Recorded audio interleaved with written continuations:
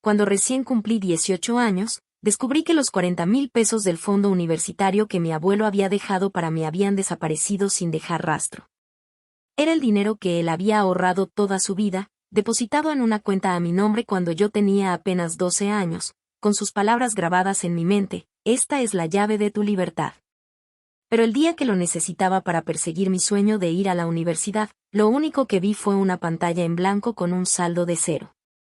Mis padres me lo dijeron con calma. Habían usado ese dinero como enganche para la nueva casa de mi hermana porque ella necesitaba un inicio más estable.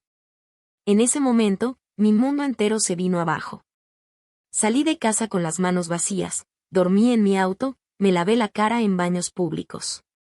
Sin embargo, de esa oscuridad aprendí a levantarme de nuevo, me enseñé a programar, inicié un negocio y me convertí en millonaria antes de los 30 años. Años después, mientras me sentaba frente a mis padres en una sala de juntas, puse todo en su lugar. Si fueras tú, traicionado por tu propia familia, ¿elegirías quedarte en silencio o levantar la voz para reclamar tu valor? De verdad quiero saber desde dónde estás viendo esta historia y a qué hora, para darme cuenta de que no estoy sola en este camino. Hola, me llamo Gina Carter. Nací y crecí en un pequeño pueblo de Ohio. Ese pueblo no tenía nada extraordinario, salvo interminables campos de maíz, una preparatoria vieja con ventanas polvosas y la calle principal que la gente llamaba Downtown. Aunque solo tenía unas pocas tienditas y un diner familiar que llevaba décadas abierto. Mi familia vivía en una casa de 2 pisos, pintada de blanco, con tejas desgastadas, al final de una calle tranquila. Desde afuera, cualquiera habría pensado que éramos una familia normal, incluso un poco mejor que la mayoría de los hogares de la zona. Pero dentro de esas paredes, la realidad era muy diferente. En mi familia éramos 2 hijas, yo y Vanessa. Ella era 3 años mayor que yo, pero siempre tratada como una princesa. Desde muy pequeña me di cuenta de que mi lugar ante los ojos de mis padres nunca era igual que el de Vanessa. Yo siempre era la hija que debía cuidarse sola, mientras que Vanessa era protegida y mimada como un tesoro. Esa diferencia se notaba en cada pequeño detalle de nuestra infancia. Todavía recuerdo mi cumpleaños número 10. Esperaba un pastel con velitas, como los que siempre tenían mis compañeros de clase. Pero cuando abrí mi regalo, lo único que encontré fue un suéter viejo que mi mamá había tomado del montón de ropa heredada de mi prima. Mis padres me dijeron: esto todavía sirve. Te mantiene abrigada. No necesitas nada más. Nunca pensaron en cómo me sentiría al recibir nada nuevo en mi día especial. Y sin embargo, apenas 2 semanas después, cuando fue el cumpleaños de Vanessa, mis padres pidieron un pastel de 3 pisos, rosa, decorado con delicadas flores de azúcar. Incluso contrataron a un payaso para animar una fiesta con casi 20 niños del vecindario. Me senté callada en un rincón, viendo a mi hermana reír a carcajadas con su vestido nuevo de princesa, sintiéndome a la vez amarga y nada sorprendida. Para mis padres, cada alegría de Vanessa era importante, mientras que mi felicidad solo tenía valor si no les costaba nada. Y no era solo en ocasiones especiales. Cuando empecé la preparatoria, tenía que usar la ropa vieja de Vanessa y zapatos con tacones gastados que mi mamá insistía en que todavía servían. Nunca me dejaban escoger un vestido que me gustara en una tienda. Mientras tanto, Vanessa siempre tenía ropa nueva cada temporada, y mis padres decían con orgullo: ella necesita verse bien para sentirse segura. Recuerdo la única vez que me atreví a quejarme. Mi papá me miró con cara seria y dijo: Gina, tienes que ser independiente. Eres más fuerte que tu hermana. Vas a estar bien. En ese momento, no entendía por qué tenía que ser fuerte, por qué tenía que conformarme con menos solo porque podía aguantar. Todo lo que siempre quise fue ser amada de manera justa, ser tratada como una hija de verdad. En esa casa, solo había una persona que me hacía sentir que no era completamente invisible: mi abuelo, Patrick Carter. Había sido ingeniero en una planta de equipos industriales, un hombre sencillo, pero lleno de determinación. Después de retirarse, vivía en una pequeña casa de madera en las afueras del pueblo, donde los manzanos llenaban el aire con su aroma cada otoño. Los fines de semana iba en mi bici a su casa, me sentaba y escuchaba sus historias sobre los turnos nocturnos en la fábrica cuando era joven. o sobre los largos días que pasó aprendiendo nuevas habilidades para no quedarse atrás. Él era el único que realmente me escuchaba, el único que me dejaba expresar la tristeza y la soledad que nunca me atreví a compartir con mis padres. Él solía acariciarme la cabeza y decirme: «Tienes un fuego dentro, Eugenia. No dejes que nadie lo apague». Cuando tenía 12 años, me llamó a su pequeño estudio al final del pasillo. Puso en mis manos una caja de madera oscura. Adentro no había oro ni tesoros brillantes, solo una pequeña llave y un sobre cuidadosamente sellado. Me dijo: «Esta es una cuenta bancaria que abrí solo para ti. Tiene 40,000 pesos dólares, el dinero que ahorré durante muchos años. No creo en desperdiciar el dinero, pero sí creo que la educación es la única puerta que puede liberarte de los límites de este pueblo. Piensa en esto como la llave de tu libertad». Recuerdo que asentí, con los ojos llenos de lágrimas, porque nadie me había depositado tanta confianza antes. Me explicó claramente que la cuenta estaba a mi nombre y que solo yo tendría derecho a usarla cuando fuera mayor de edad. Guardé esa pequeña llave como un tesoro, siempre en mi mochila escolar. Cuando mi abuelo falleció unos años después, mi dolor fue infinito. Su funeral fue sencillo, con solo unos pocos familiares presentes. Mis papás lo atendieron apenas lo necesario para terminar con el trámite, como si no les importara el legado de espíritu que él había dejado. Pero para mí, la memoria de mi abuelo y su promesa de ese fondo universitario se convirtieron en mi única fuente de fuerza cuando me sentía perdida. Estaba segura de que el dinero seguía ahí en el banco, esperando el día en que yo cruzara las puertas de una universidad. Cada vez que mis padres me decían que no valía tanto como Vanessa, yo me susurraba a mí misma: «Un día usaré el dinero que me dejó el abuelo para irme de este pueblo, para demostrar que puedo llegar lejos y que su confianza en mí nunca fue en vano». Me lancé de lleno a estudiar mientras trabajaba medio tiempo en la biblioteca de la escuela, ahorrando cada centavo para comprar libros de consulta y prepararme para los sábados de práctica. Sabía que mi familia nunca me apoyaría de la manera en que siempre le extendían la mano a Vanessa. Por las noches, cuando Vanessa dormía en su cuarto lleno de cosas nuevas, yo me sentaba en mi viejo escritorio sosteniendo la pequeña llave que mi abuelo me había dado, imaginando la puerta hacia la libertad que esperaba a que yo la abriera. Me imaginaba caminando por un sendero rodeado de árboles en un gran campus universitario, orgullosa de no haberlo decepcionado. El día que recibí mi carta de aceptación condicional de la Universidad de Columbia, casi lloro.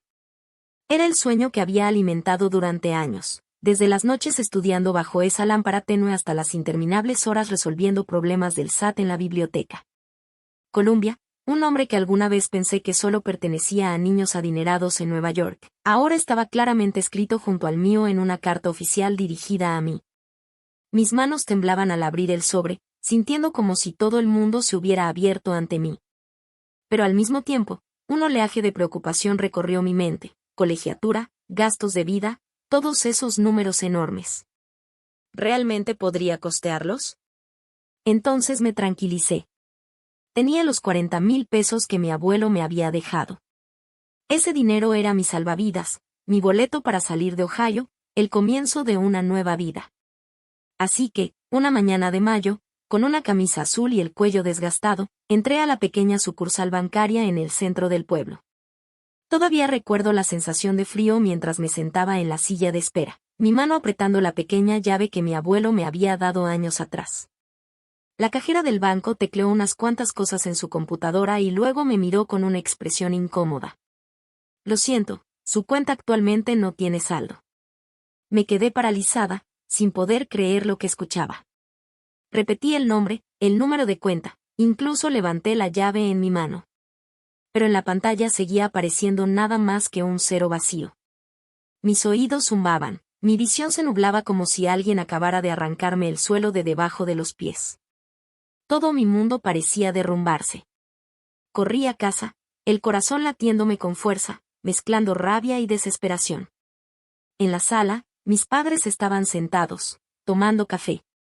Tiré la carta de aceptación de Columbia sobre la mesa, con la voz temblorosa. «Mi cuenta, los 40,000 pesos que me dejó el abuelo, ¿dónde están?» Mi papá hizo una pausa, pero pronto recuperó la compostura. Se recostó en su silla, con una calma que rozaba el frío. Retiramos ese dinero para el enganche de la nueva casa de Vanessa y su esposo. Invertir en una casa para una familia joven es más práctico. ¿Eres lista? Lo vas a entender. Me quedé paralizada. Mi mamá dejó la taza de café sobre la mesa, sus ojos mostraban un atisbo de lástima, pero su voz era precisa y cortante. Gina, sabes que eres más fuerte que tu hermana. Encontrarás la manera de arreglártelas. Vanessa es diferente. Ella necesita estabilidad. No es tan capaz como tú. Esas palabras cayeron como un cuchillo directo al corazón. Toda mi vida me había acostumbrado al favoritismo, pero nunca pensé que se atreverían a quitarme la única oportunidad que mi abuelo me había dado. Intenté contenerme, pero las lágrimas no paraban de rodar por mi cara. Ese no es su dinero. Ese es el que me dejó el abuelo. Él lo dijo claramente. Es mi llave a la libertad. Mi padre frunció el ceño, con voz dura. No seas egoísta. Somos familia. Vanessa lo necesitaba más. Por eso la ayudamos. Vas a estar bien. En ese momento comprendí que realmente no pertenecía a esta familia. Solo era una sombra olvidada. Mientras todo lo bueno se reservaba para Vanessa, me di la vuelta, sin querer que me vieran romperme. Subí a mi cuarto, con el corazón hecho pedazos, pero con una extraña determinación encendiéndose dentro de mí. No podía seguir viviendo en esta casa donde la justicia nunca había existido. Abrí el closet, saqué una maleta vieja y guardé unas cuantas prendas, un cuaderno y la pequeña llave que mi abuelo me había dado. Me quedé unos minutos quieta, mirando alrededor del cuarto donde había crecido, donde todavía colgaban los dibujos de mi infancia, y luego respiré hondo. Sabía que si me quedaba, solo seguirían pisoteándome. Mi mamá estaba en la puerta, con los ojos mostrando un atisbo de preocupación. ¿A dónde vas? No hagas de esto un escándalo. Algún día lo entenderás. Solo queríamos lo mejor para las dos. La miré directamente a los ojos y dije con firmeza. Si realmente quisieras lo mejor para mí, no me habrías quitado mi única oportunidad. No voy a rogar y no voy a regresar. Mi papá dio un paso adelante, con tono firme. Gina, no seas tonta. Nunca has vivido allá afuera. No vas a sobrevivir. Esbocé una sonrisa débil. Voy a sobrevivir. Al menos es mejor que quedarme aquí, donde mis sueños no valen nada. Con cuidado bajé la maleta por las escaleras. Vanessa estaba sentada en la sala, mirándome con una expresión mitad lástima, mitad triunfo. Sonrió levemente y susurró. Vas a estar bien. Eres más fuerte que yo, ¿no? No respondí. Solo apreté más fuerte el asa de la maleta y salí directo por la puerta. El sonido de esta cerrándose detrás de mí retumbó como un punto final al final de una oración. No sabía qué traería el mañana, dónde dormiría ni qué comería. Pero había algo que sí sabía con certeza. Ya no quería estar atada a un hogar que me había traicionado de manera tan completa. Afuera, el fresco viento de mayo me golpeó la cara. Empujé mi maleta por el estacionamiento y abrí la puerta del viejo Ford Taurus que había comprado con lo que ahorré de mis trabajos de medio tiempo a un vecino. Sentada en el asiento del conductor, encendí la luz del coche y miré la pequeña llave que mi abuelo me había dado. Las lágrimas brotaron de nuevo, pero esta vez no solo por el dolor, también por una promesa silenciosa. Podían quitarme el fondo universitario, pero nunca podrían arrebatarme mi voluntad. Encontraría la manera de sobrevivir, de levantarme, y algún día les mostraría el precio de robarle el futuro a una niña que habían despreciado. En la oscuridad, recliné el asiento y me cubrí con mi delgada chamarra. Podía escuchar claramente los latidos de mi corazón, más fuertes y decididos que nunca. Esa fue la primera noche que me quedé sin hogar. Pero también fue la primera noche en que realmente fui libre. Libre de las cadenas invisibles de mi familia. Ya no era Gina, la hija abandonada. Comenzaba a convertirme en Gina, la mujer que reescribiría su propio destino. Esa primera noche, durmiendo en el viejo Ford Taurus, sentí de verdad el peso frío de la soledad. Me estacioné en el lote de un Walmart 24 horas, donde las luces amarillas nunca se apagaban y el constante ir y venir de gente me hacía sentir un poco menos insegura. forré el asiento con mi delgada chamarra, me acurruqué como un gato asustado, abrazando mi maleta como si fuera la última muralla entre mí y el mundo exterior. El rugido de los camiones arrancando, el paso de los pies sobre el concreto, la alarma estridente de algún auto en el lote, todo se mezclaba en una dura sinfonía metálica que me mantuvo dando vueltas hasta el amanecer. Ansiaba una cama suave, una habitación cálida, pero más que nada, deseaba la sensación de seguridad que un hogar debería brindar. Por la mañana, me metí al supermercado y corrí al baño público. Cerré la puerta del cubículo, abrí el grifo y me incliné para lavarme la cara. El agua helada me despertó, pero también me devolvió el reflejo de un rostro agotado y unos ojos enrojecidos por la falta de sueño. Me sequé la cara con servilletas de papel, acomodé mi cabello desordenado y salí con una calma ensayada, como si nada hubiera pasado. Estaba aprendiendo a sonreír, a caminar con naturalidad, para que nadie supiera que la noche anterior había dormido en mi coche. El desayuno generalmente consistía en fideos instantáneos comprados al mayoreo en Walmart o una rebanada de pan blanco untada con un poco de mantequilla de maní. Me sentaba en el coche a calentar los fideos con una pequeña tetera conectada al encendedor de cigarrillos, lo único que podía permitirme comprar en una tienda de segunda mano.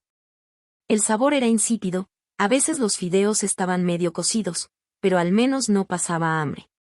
Cada vez que llevaba una cucharada de fideos a la boca, pensaba en las cenas en la cocina de nuestra casa, donde mi mamá siempre servía los mejores platillos a Vanessa mientras me recordaba: come menos y deja algo para tu hermana. Incluso ahora, aunque había escapado de esa casa, todavía comía con un sabor a humillación en la boca.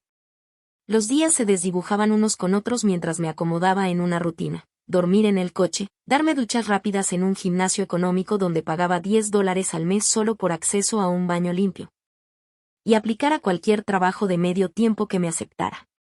Pero en un pueblo pequeño, las oportunidades escaseaban. Mis solicitudes de empleo nunca llamaban la atención porque solo era una recién graduada de preparatoria, sin experiencia ni referencias. Cada vez que llegaba al espacio de la dirección en un formulario, me quedaba paralizada, sin saber qué poner. No podía exactamente poner Ford Taurus, estacionamiento de Walmart. Una noche, mientras estaba en mi coche escribiendo búsquedas en mi vieja laptop, aprovechando el wifi gratis de un café cercano, empezó a caer una lluvia intensa. El agua golpeaba el parabrisas, deslizándose en largas rayas borrosas. Me acurruqué en mi delgada chamarra, sintiéndome diminuta, imposible. Mis lágrimas se mezclaban con la lluvia y, por un momento, pensé: tal vez tienen razón. Tal vez no lo logre. Pero entonces otra voz surgió dentro de mí.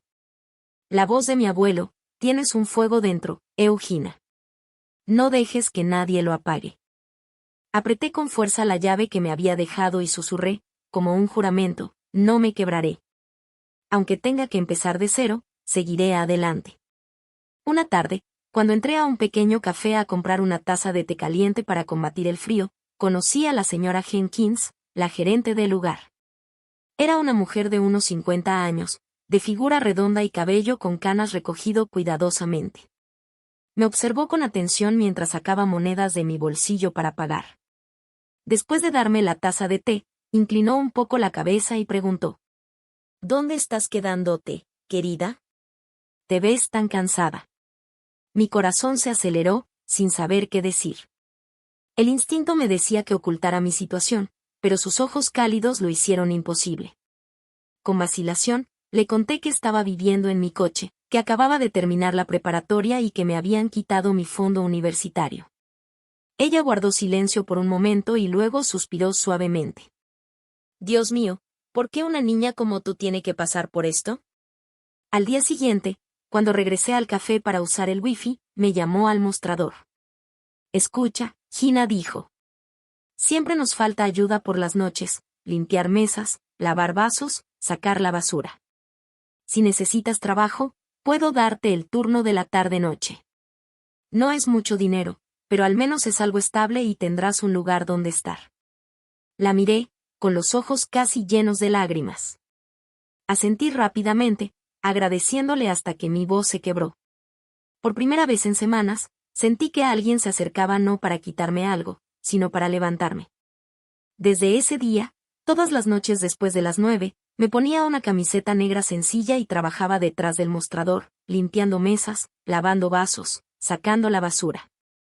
El trabajo no era pesado, pero me daba una razón para seguir adelante. Un ingreso pequeño para comprar más comida y, lo más importante, la sensación de que no era completamente invisible. La señora Jenkins a menudo me entregaba un pastelito que sobraba, diciendo: «Llévatelo a casa. No estudies con el estómago vacío». Nunca olvidé su bondad. Los días viviendo en mi coche continuaban, pero ahora ya no me sentía completamente perdida. Sabía que aún estaba en el fondo, pero al menos estaba intentando escalar.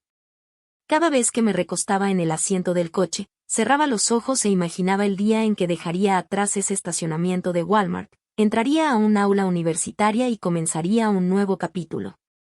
No sabía cuánto tiempo tomaría el camino por delante, pero sabía que el fuego que mi abuelo había encendido dentro de mí seguía ardiendo. Y mientras ardiera, nunca dejaría de buscar la manera de levantarme de las cenizas. Cada noche, después de terminar mi turno en el café de la señora Jenkins, cuando el último cliente se había ido y el zumbido de la máquina de espresso se suavizaba hasta quedarse en silencio, me sentaba en una mesa de la esquina y abría mi vieja laptop golpeada, que a menudo se congelaba o se apagaba sola. Usando el wifi gratuito del café, accedía a cursos en línea. Al principio, solo estudiaba lo básico en YouTube, como escribir mis primeras líneas de código, como hacer un programa que imprimiera Hello World. El momento en que esas palabras aparecieron en la pantalla, me estremecí. Por primera vez en semanas, sentí que había creado algo pequeño pero completamente mío. Poco a poco fui profundizando, inscribiéndome en cursos gratuitos en Codecademy, enseñándome Python, JavaScript, HTML y CSS. Cada línea de código era como un ladrillo pequeño que construía mi convicción de que podía cambiar mi vida. Durante el día, no podía depender solo de mi trabajo en el café. También hacía repartos de pizza para una tienda local, manejando por todo el pueblo en mi Ford Taurus maltrecho. Después de cada entrega, me apresuraba a un turno lavando platos en un pequeño restaurante. Por la noche, le daba clases de matemáticas al hijo de una vecina para juntar unos dólares extra. El horario me agotaba hasta el fondo, pero sabía que no tenía otra opción. Necesitaba dinero para la gasolina, para los fideos instantáneos y, sobre todo, para mantener encendido el fuego del aprendizaje. Hubo momentos en los que me sentaba encorvada frente a mi laptop, programando con los ojos llorosos y agotados, mientras el sonido de las risas de estudiantes universitarios cercanos me llegaba. Charlaban sobre exámenes, trabajos en grupo y oportunidades de pasantías en grandes empresas.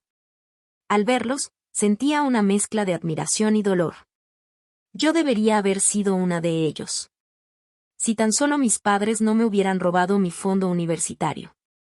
Pero en lugar de dejar que ese dolor me aplastara, lo convertí en combustible. Me prometí a mí misma que nunca permitiría que la injusticia enterrara mis sueños. Una tarde de otoño, mientras limpiaba las mesas después de mi turno, entró un hombre de mediana edad.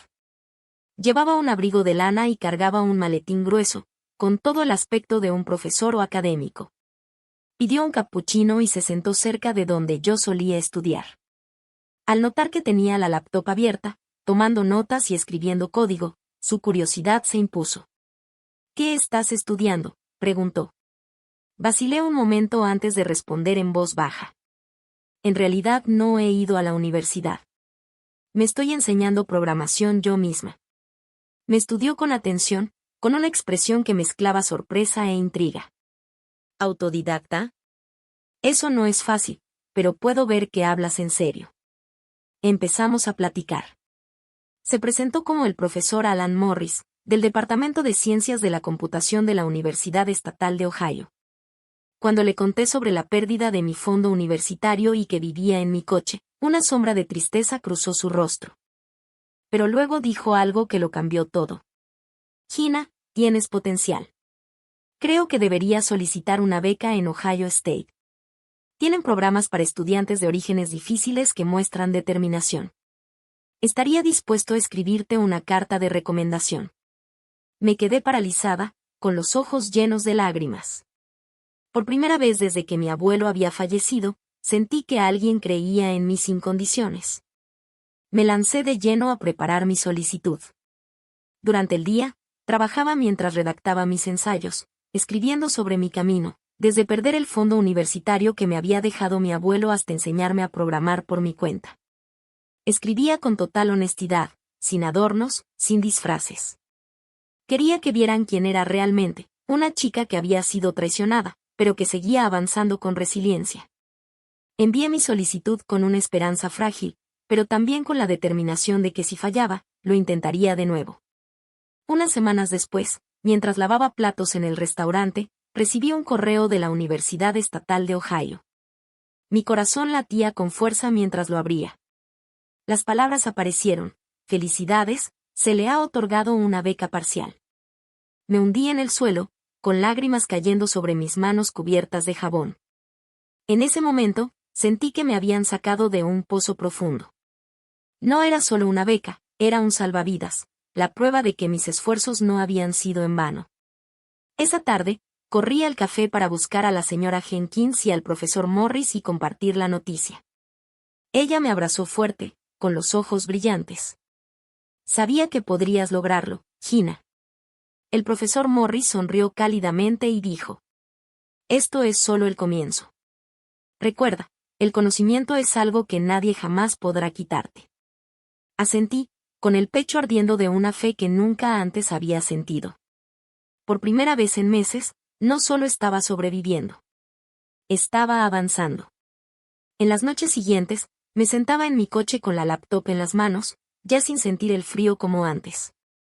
Sabía que el camino por delante seguiría siendo difícil, pero ahora tenía un destino: la Universidad Estatal de Ohio.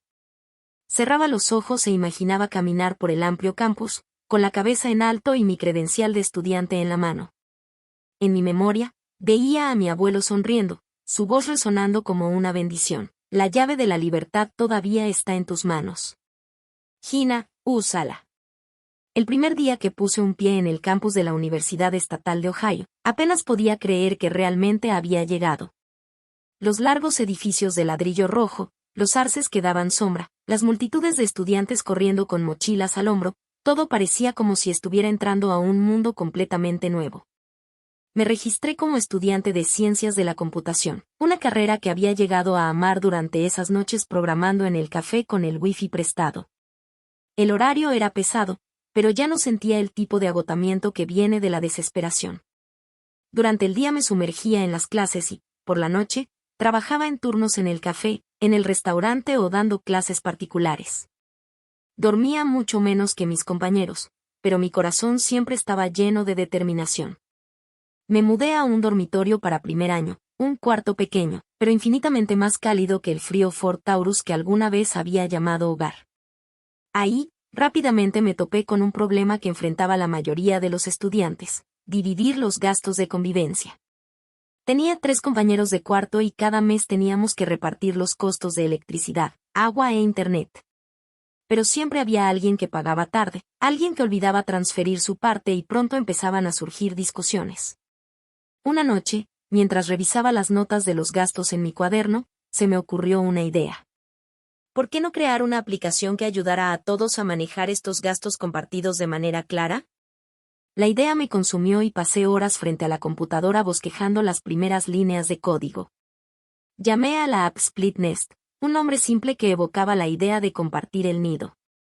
Construí una interfaz básica que permitía a los usuarios ingresar los gastos, dividir automáticamente la cantidad entre cada persona del grupo y enviar recordatorios cuando los pagos estaban pendientes.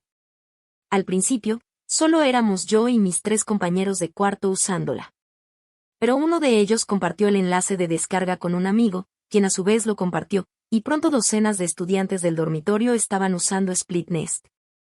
Nunca imaginé que algo que había creado para resolver un pequeño problema personal se pudiera difundir tan rápido. Una tarde, mientras estaba sentada en la biblioteca, un estudiante que nunca había visto se me acercó y me dijo: «Tú eres la que creó Split Nest, ¿verdad? Gracias a tu app, mi grupo ya no se pelea por la renta». Me quedé paralizada por un momento, abrumada por una alegría que no podía expresar con palabras. No era solo un reconocimiento a mis habilidades de programación, sino la prueba de que podía crear algo útil, algo que realmente tocara la vida de otras personas. La noticia de la app se difundió rápidamente entre los estudiantes. Uno de mis profesores me sugirió: Gina, deberías considerar inscribir esto en la competencia de startups estudiantiles. Tu idea tiene un potencial real. Al principio dudé. Nunca me había visto a mí misma en un escenario, presentando frente a una multitud. Pero entonces recordé la traición a los 18 años, el sentimiento de que mis padres me habían quitado mi oportunidad. Y me dije a mí misma que no permitiría que el miedo me detuviera de nuevo. Empecé a buscar compañeros de equipo. En una de mis clases conocí a un estudiante llamado Daniel, inteligente, enérgico y talentoso en diseño. Cuando le hablé a Daniel sobre Splitnest, se interesó de inmediato y estaba ansioso por unirse. Pasamos noche tras noche en las salas de estudio comunes, impulsados por café, trabajando para mejorar la app. Agregamos la opción de dividir las cuentas por porcentaje.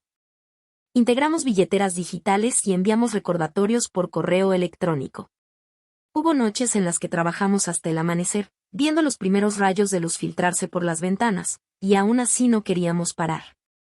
La competencia estatal de startups estudiantiles se llevó a cabo en primavera. Daniel y yo preparamos nuestra presentación cuidadosamente. Imprimimos diapositivas a color e incluso practicamos frente al espejo para calmar los nervios. Cuando subí al escenario, mi corazón latía con fuerza, pero miré al público y pensé en mi abuelo. Lo imaginé sentado en algún lugar, sonriéndome con el mismo aliento que me dio una vez. Respiré profundo y comencé a contar mi historia, desde la niña que dormía en su coche hasta la fundadora de Splitnest. Cuando terminé con las palabras: queremos ayudar a los estudiantes a preocuparse menos por las cosas pequeñas para que puedan enfocarse en sus grandes sueños. La sala estalló en aplausos. Ese día, Splitnest ganó un premio de 20,000 pesos. Sostuve el cheque enorme con fuerza, con lágrimas corriendo por mi rostro. No era solo dinero, era la primera prueba de que realmente podía convertir el dolor en poder. Con ese dinero, podía mejorar la app, rentar más servidores y, lo más importante, continuar mis estudios sin temer constantemente que no tendría suficiente para comida o libros. Pero incluso en medio de la alegría, nunca olvidé lo que me había traído hasta ahí. Cada vez que miraba el cheque colgado en la pared de mi dormitorio, recordaba mi cumpleaños número 18, cuando mi cuenta bancaria mostraba 0. Recordaba el rostro frío de mi padre, las palabras cortantes de mi madre y la sonrisa triunfante de Vanessa. Esos recuerdos no desaparecieron. Aún dolían, pero ahora los usaba como un fuego silencioso que me empujaba hacia adelante. Me juré a mí misma que construiría mi carrera desde cero. Y que un día, cuando ellos miraran hacia atrás, entenderían el precio de haberme perdido. Cuando me gradué de la Universidad Estatal de Ohio, me encontraba en una encrucijada: continuar desarrollando Splitnest como proyecto estudiantil o convertirlo en una empresa de verdad. Recuerdo la última noche en el dormitorio, cuando Daniel, mi socio de confianza, y yo nos sentamos en el piso viendo las líneas de código correr por la pantalla de la laptop. Gina, si no lo intentamos ahora, podríamos arrepentirnos el resto de nuestra vida, dijo Daniel. Me quedé en silencio un momento, luego asentí. Así que empacamos nuestras cosas y tomamos un autobús hacia Chicago, una ciudad vibrante donde creí que el sueño de construir una startup podía hacerse realidad. Los primeros días en Chicago fueron una mezcla de dificultad y emoción. Renté un departamento pequeño en West Loop y convertimos la sala en nuestra oficina. Nuestra mesa era un viejo escritorio de madera comprado en una tienda de segunda mano, nuestras sillas no coincidían, y nuestro servidor estaba sostenido en un estante de metal. Registramos la empresa con el nombre Summit Finance, con la visión de crear soluciones financieras simples y transparentes para estudiantes. Splitnest era solo el principio. Yo quería construir un ecosistema fintech que ayudara a los estudiantes a manejar gastos, generar historial crediticio y aprender a ahorrar. En esos primeros meses, yo era SEO, programadora y soporte al cliente, todo al mismo tiempo. Durante el día corría de universidad en universidad por toda Chicago para presentar nuestro producto. Por la noche, me quedaba despierta arreglando errores, respondiendo correos de soporte y redactando planes de negocio para atraer inversionistas. Hubo mañanas en las que me desplomaba sobre el escritorio y despertaba con el sol ya alto, todavía con la misma ropa de la noche anterior. Daniel se reía y me animaba. Al menos ya no dormimos en un coche, Gina. Yo sonreía, pero en el fondo nunca olvidé ese recuerdo. Era la razón por la que estaba determinada a llevar esto hasta el final. Nuestros primeros clientes fuera del círculo de estudiantes en Ohio llegaron en nuestro segundo año. Un grupo de estudiantes de medicina de la Universidad Northwestern se acercó a Summit Finance pidiéndonos que construyéramos una función para administrar los pagos de préstamos estudiantiles.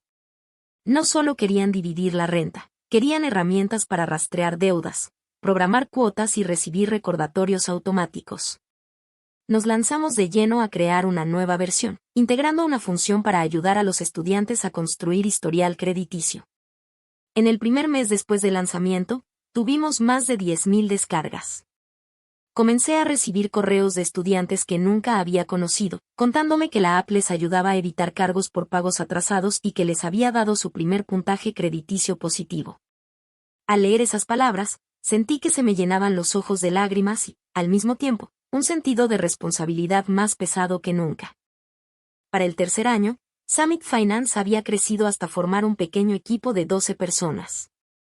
Trabajábamos en un espacio de coworking luminoso, pero todavía llevábamos el mismo espíritu de startup. Comíamos pizza fría a medianoche. Celebrábamos cuando una línea de código finalmente funcionaba y gritábamos de alegría cuando subía el número de usuarios.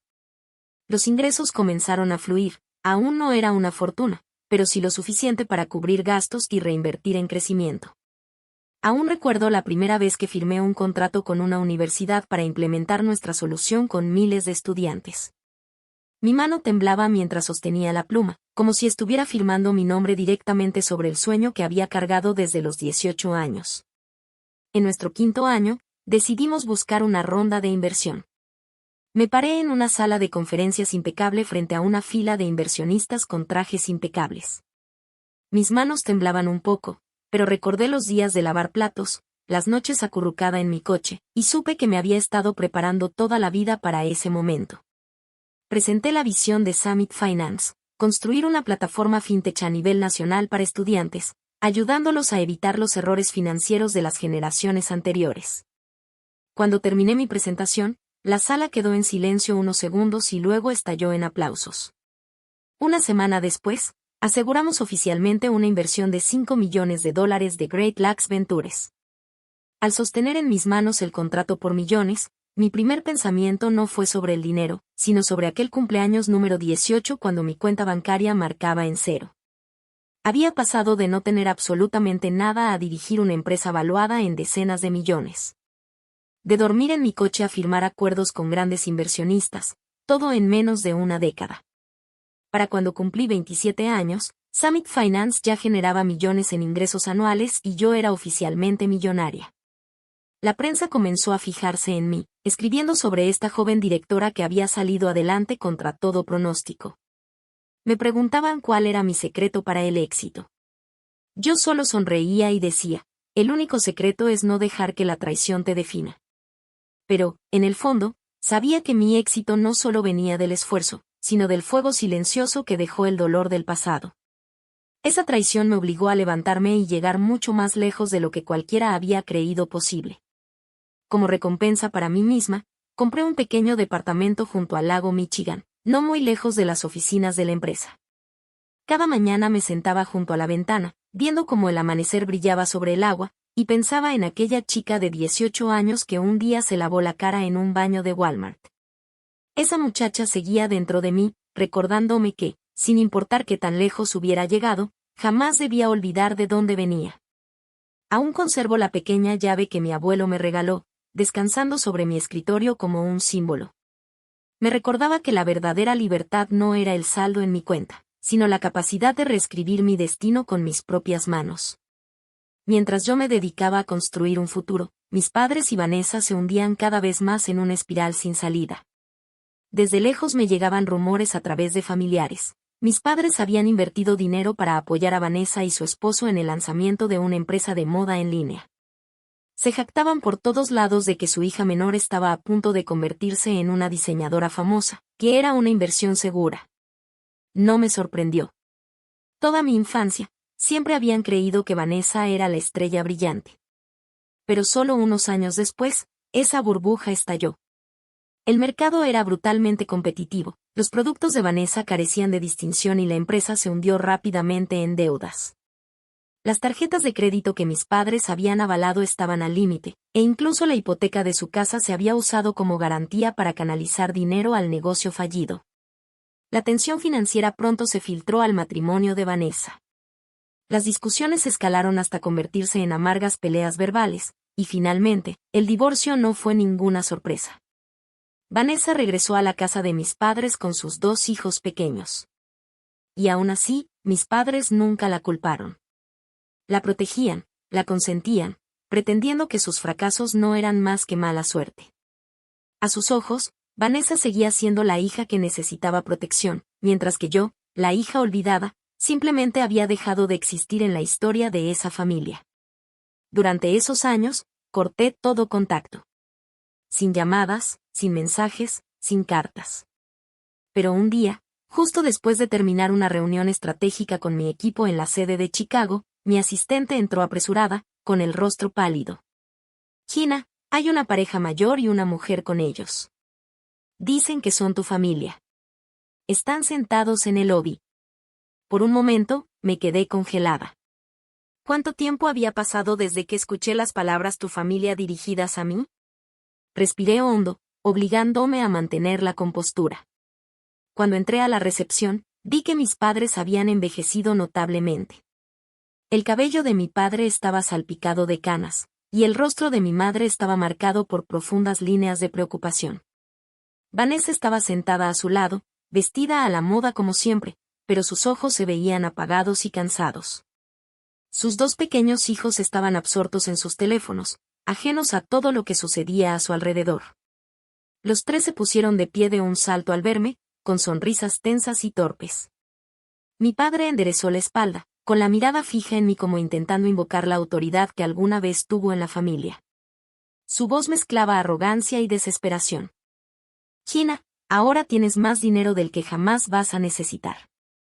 No te hace falta nada, pero tu hermana necesita un hogar para criar a sus hijos. Eres la mayor. Se supone que debes cargar con esto. Es lo correcto.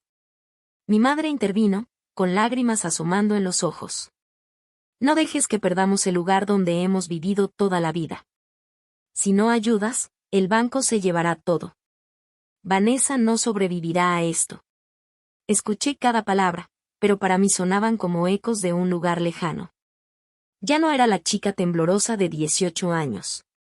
Había estado en juntas con millones de dólares de por medio. Había firmado contratos donde un solo trazo de mi pluma cambiaba la vida de cientos de personas.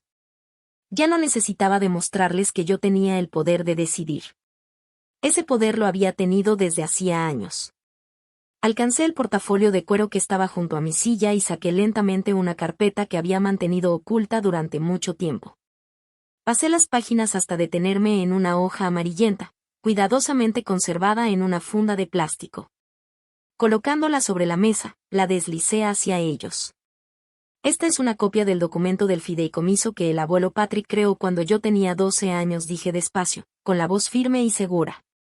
Declara claramente, los 40,000 pesos del fondo educativo eran mi propiedad legal y debían ser usados únicamente para mi educación.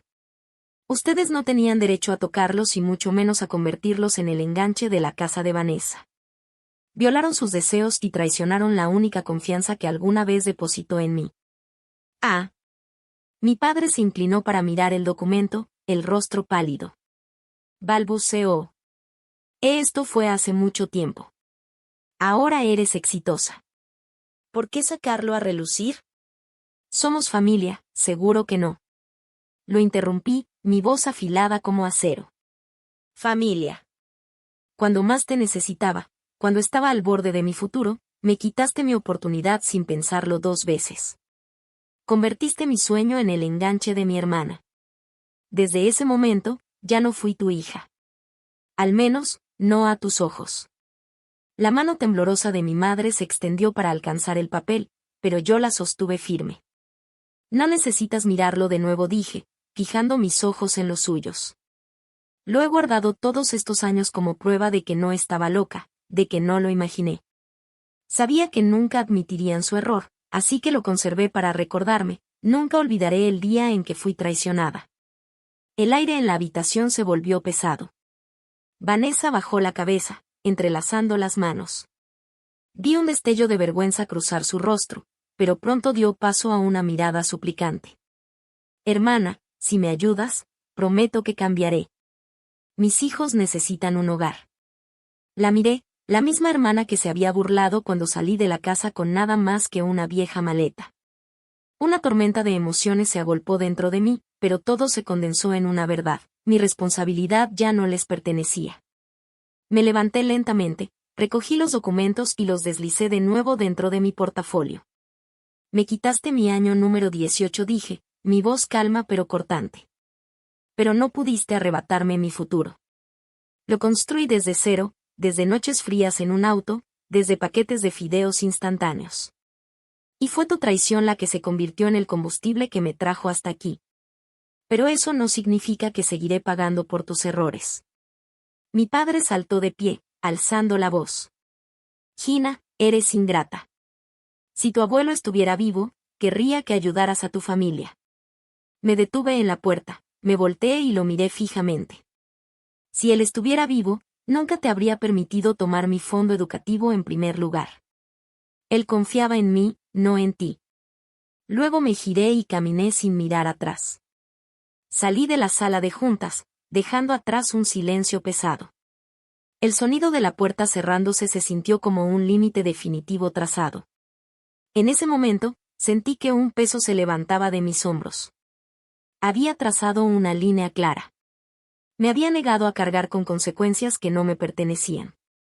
No sabía cómo manejarían el banco. No sabía qué pasaría con la casa, pero eso ya no era mi responsabilidad. Después de ese enfrentamiento final, caminé fuera de la sede con pasos ligeros, como si tocara suelo firme por primera vez. La sensación era difícil de describir, parte tristeza, parte liberación, parte como si una vieja herida finalmente hubiera sido suturada. Sabía que, a partir de ese momento, había cortado el cordón que me ataba a una familia construida sobre favoritismos y control. Y sabía que, para sanar de verdad, necesitaba un nuevo espacio, una nueva vida. Elegí comprar un pequeño departamento junto al lago Michigan, no lejos del centro de Chicago. Estaba en el piso 11, con grandes ventanales de vidrio que daban al azul profundo del agua. Por las mañanas, la luz del sol atravesaba una ligera bruma, brillando sobre las olas ondulantes. Por la noche, las luces de la ciudad se reflejaban sobre la quietud del lago, haciendo que el lugar pareciera un mundo propio.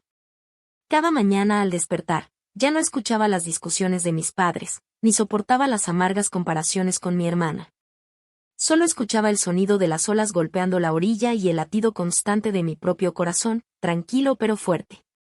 Comencé terapia. La primera vez que me senté en la pequeña oficina de mi terapeuta, me sentí incómoda. Pero cuando ella me preguntó suavemente: Gina, ¿cuándo fue la última vez que te sentiste segura en tu familia? Me quebré. Hablé de cumpleaños olvidados, de cenas en las que me decían come menos para que tu hermana tenga más, de la noche a los 18 cuando salí de la casa con mi maleta en la mano. Cada sesión era un viaje de regreso a recuerdos dolorosos, pero también un proceso de desatar los nudos que me habían mantenido atada por años. Aprendí a ver que lo que mis padres habían hecho no definía mi valor. Aprendí que poner límites, decir no, no era egoísta, sino una forma de protegerme.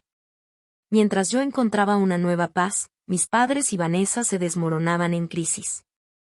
La casa que alguna vez habían comprado con mi fondo universitario finalmente fue embargada por el banco. La habían hipotecado demasiadas veces para cubrir deudas crecientes, y cuando ya no pudieron mantenerse al día, el aviso de ejecución se colocó en la puerta principal. Los vecinos susurraban, los Carter solían caminar con la cabeza bien en alto. Ahora no son mejores que gente que vive de sobras. Mis padres, que siempre habían valorado las apariencias por encima de todo, ahora vivían en un pequeño departamento de renta en un vecindario modesto. Su orgullo estaba en ruinas. Y, en lugar de admitir su culpa, vivían en amargura y reproches. Después del divorcio, Vanessa no tuvo mucha mejor suerte. Regresó a la casa de nuestros padres con sus 2 hijos y siguió siendo consentida tal como lo había sido cuando éramos niños. pero la sombra del fracaso y los murmullos del vecindario le arrebataron la confianza que alguna vez tuvo. No sentí satisfacción al saber esto, pero tampoco lástima. Todos deben enfrentar las consecuencias de sus decisiones. Ella eligió el camino más fácil, apoyándose en otros, y ahora estaba pagando el precio. Durante ese tiempo, pensaba a menudo en el futuro de sus hijos, mis sobrinos y sobrinas, que eran inocentes en todo esto. No quería que ellos crecieran atrapados en el mismo ciclo de indulgencia tóxica, solo para repetir el mismo patrón trágico. Recordé a mi abuelo Patrick, la miraba en sus ojos cuando colocó esa pequeña llave en mi mano. Él me había dicho, esta es la llave de tu libertad. Él me dio una oportunidad aunque mis padres la traicionaron. Y yo quería hacer lo mismo por la siguiente generación. Así que establecí el Fondo de Becas Patrick Carter, un programa para apoyar a estudiantes con recursos limitados pero con determinación, ofreciendo oportunidades a jóvenes que deseaban superarse pero carecían de medios. Cada año, el fondo otorgaba decenas de becas completas, asegurando que ningún estudiante tuviera que abandonar sus sueños solo por falta de dinero. En la primera ceremonia de becas, de pie en el podio, observé los rostros brillantes y llenos de esperanza de los beneficiarios y vi reflejada a mi yo más joven entre ellos. Quería que esos niños supieran que alguien creía en ellos, así como mi abuelo creyó en mí. Pero no me detuve ahí. De manera discreta, establecí un fideicomiso educativo bajo el nombre de Patrick Carter Scholarship, dedicado exclusivamente a los 2 hijos de Vanessa. El fideicomiso quedó bajo la administración de un abogado con condiciones estrictas. El dinero solo podía usarse para fines educativos, colegiaturas, libros, programas extracurriculars. Ni mis padres ni Vanessa tenían autoridad para interferir, y mucho menos para retirar los fondos para gastos sin sentido. Hice esto no para rescatar a Vanessa, sino para romper el ciclo tóxico heredado de la generación anterior. No podía cambiar a mis padres, ni podía cambiar a Vanessa, pero sí podía asegurar que sus hijos tuvieran una oportunidad justa de crecer con las oportunidades que a mí me fueron negadas. El día que firmé los documentos, me senté en silencio en mi oficina, mirando hacia el lago Michigan. Sentí como si acabara de colocar otro ladrillo en el puente hacia el futuro. No mi futuro, sino el de ellos. No esperaba su gratitud, solo esperaba que caminaran por un camino que yo alguna vez soñé, pero que casi pierdo. En mi oficina cuelga una pequeña placa de madera con las palabras: familia no significa control. Los límites significan fuerza. Cada vez que la veo, recuerdo el largo viaje lleno de lágrimas desde la chica de 18 años que dormía en su auto hasta la mujer de 27 años que dirige una empresa multimillonaria. Recuerdo las noches frías, los comentarios hirientes, las sonrisas burlonas. Pero ahora ya no tiemblo ante esos recuerdos. Me siento agradecida, porque ese dolor me forjó en una versión más fuerte de mí misma. Al cerrar esta historia, me doy cuenta de que no solo recuperé mi valor. Transformé las heridas en fuerza. Me alejé de una familia tóxica y construí la vida que alguna vez creyeron que nunca podría tener. Y sé que este camino no es solo mío. Es un mensaje para cualquiera que se sienta perdido en las sombras del favoritismo y la traición. Puedes liberarte. Puedes construir tu propio futuro. Las cicatrices permanecerán, pero no son debilidad, son prueba de supervivencia y crecimiento. Gracias por escuchar, y nos vemos de nuevo en la próxima historia familiar, transmitida a diario aquí en Historias Familiares Expuestas.